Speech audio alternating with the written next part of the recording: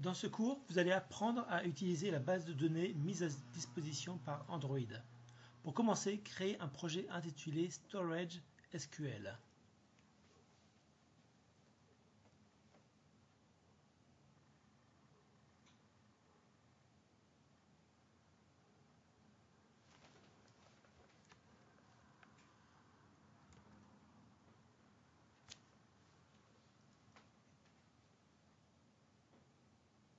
Prenez comme nom d'activité main et comme nom de layout main.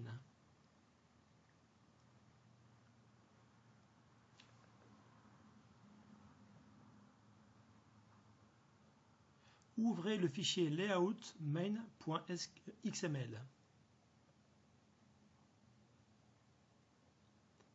Ajoutez un text field sur le layout. Donnez-lui comme ID ET_output.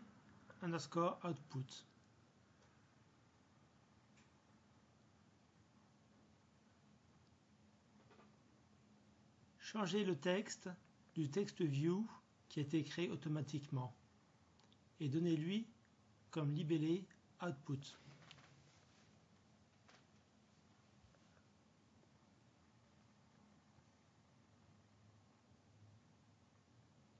Enregistrez le fichier. Ouvrez le fichier Java, main.java. Récupérez une référence vers l'objet ET_output du layout et placez-la dans la variable de même nom.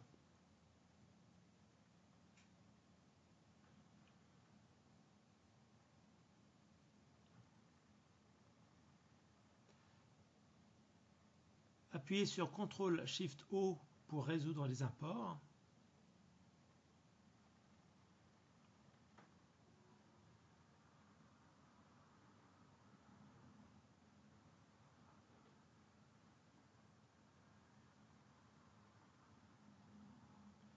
Créez une variable dbValues et créez une classe correspondante, donc de nom dbValues.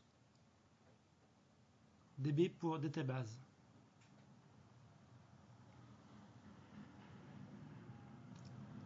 Étendez cette classe avec SQLite Open Helper. Ajoutez les listeners manquants. Ajoutez le constructeur. Et dans le constructeur, vous allez indiquer comme nom de table mydata.db. Vous n'allez spécifier aucun factory. Et comme numéro de version, vous allez indiquer 1. Alors on ne va conserver que le premier paramètre du constructeur, donc contexte. Ensuite, ajoutez les méthodes qui manquent. Donc la méthode onCreate va vous permettre d'exécuter une requête SQL de création de table. Donc c'est ici que vous allez créer la table myValues. Cette table va contenir deux champs, ID et value.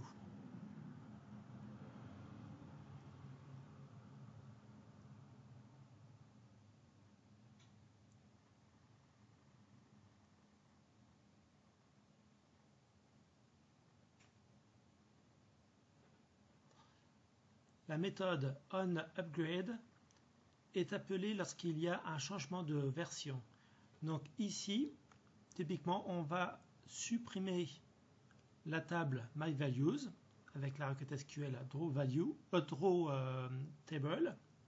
Donc on va spécifier de faire le drawTable uniquement si la table myValues existe. Et ensuite, on va appeler la méthode onCreate pour recréer la table. Revenez au fichier main.java.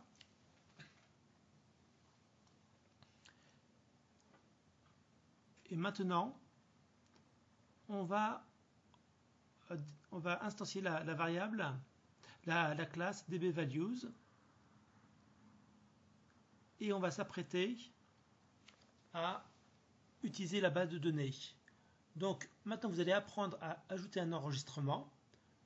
Donc utilisez la méthode getWritetableDatabase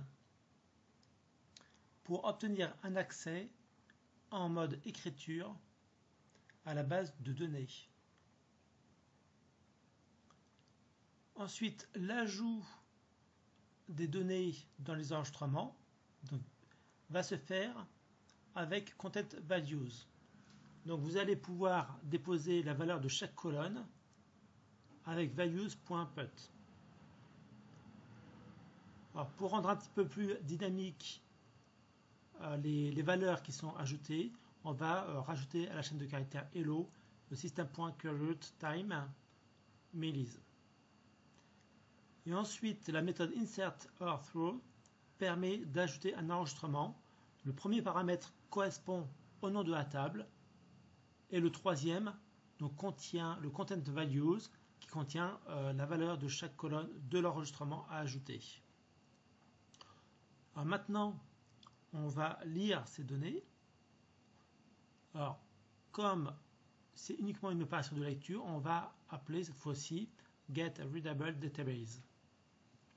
Et pour la lecture, on va utiliser un curseur. Le premier paramètre du curseur est le nom de la table, donc vous devez indiquer myValues. Ensuite, vous indiquez la liste des colonnes à récupérer. Donc c'est un tableau de string qui va contenir id et value. Et ensuite, on veut trier par ordre alphabétique, par ordre croissant, le résultat des données lues. Donc on va faire un tri par ordre décroissant sur le champ value.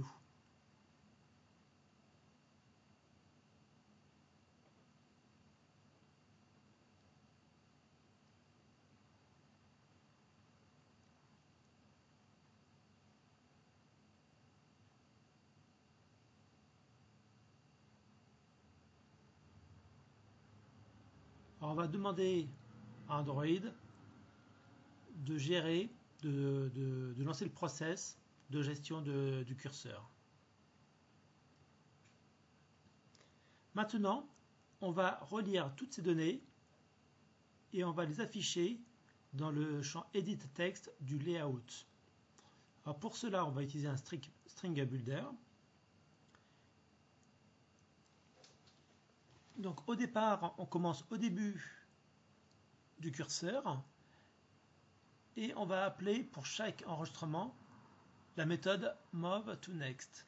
Cette méthode va retourner false lorsque on va arriver sur le dernier enregistrement. Dans le string builder, on va ajouter id égale, puis la valeur du champ id.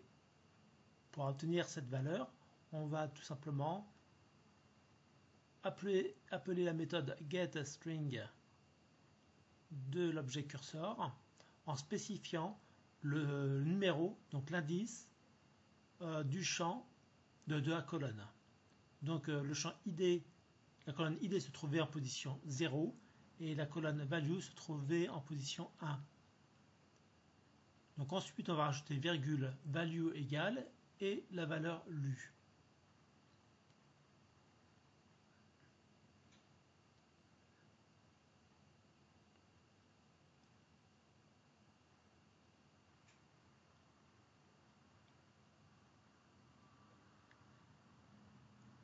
Et maintenant, nous affichons dans le Edit Text ET Output la valeur du builder, du string builder qu'on a constitué, c'est-à-dire donc le contenu de la table. Et on n'oublie pas de fermer la base, donc en appelant la méthode close, qu'il y ait une erreur ou non.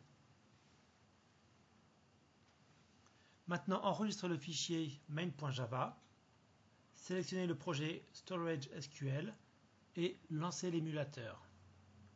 Soyez un petit peu patient, le temps que l'émulateur se lance.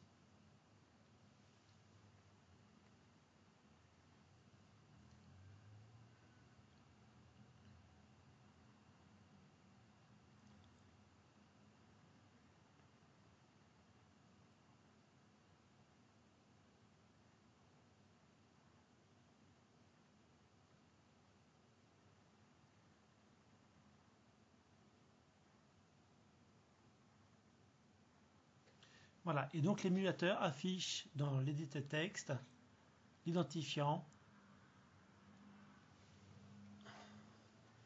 et la valeur lue.